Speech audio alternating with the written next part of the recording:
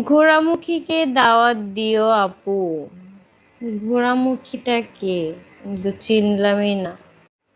যাই হোক, আমার বিয়েতে হচ্ছে মানে দাওয়াত দেবো, বাট আমার কাছের মানুষদেরকে।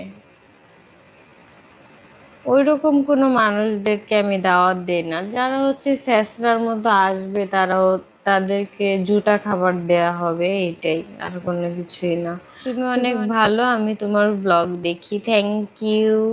এখন জুটা খাবার খেতে যদি কেউ আসে তাহলে আসতে পারে, কোনো সমস্যা নেই। এবার আখি লাইভে এসে তিশা আরাহাতকে চরম অপমান করলো। তিশা আরাহাতকে বিয়েতে দাওয়াত দিল আখির বিয়ের জুটা খাবার খাওয়ার জন্য। আখির বিয়েতে মানুষ খেয়ে ফেলে দিলে যে খাবারগুলো পড়ে থাকবে সেগুলো নাকি তিশা আরাহাতকে খেতে দেবে। তারা যদি চায় আখির বিয়ের জুটা খাবার খেতে, তাহলে নাকি আখির বিয়েতে আসতে পারে, তাদের জন্য দরজা খোলা আছে। এমনটাই এবার আখি লাইভে এসে চরম অপমান করে তিশা আরাহাতকে উদ্দেশ্য করে বললেন। আসলে আখি বিয়ে করতে যাচ্ছে 8 তারিখ, আর এটা শোনার পর তিশা আরাহাত অনেক বেশি এক্সাইটেড হয়ে পড়েছে।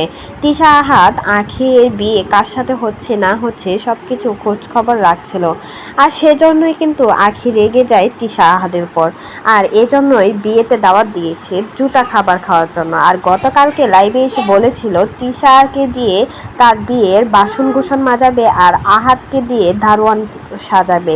এমনটাই কিন্তু গতকালকে লাইভে এসে অপমান করে বলেছিল তিশা আর আহাতকে। তার পরবর্তীতে তিশাও বলেছিল গায়ে হলুদের জন্য কাপড় খুঁজতেছে, আর সেই কাপড় আখি তাকে ভিক্ষা দেবে, আর এটাও কিন্তু বলেছিল আখি লাইভে এসে।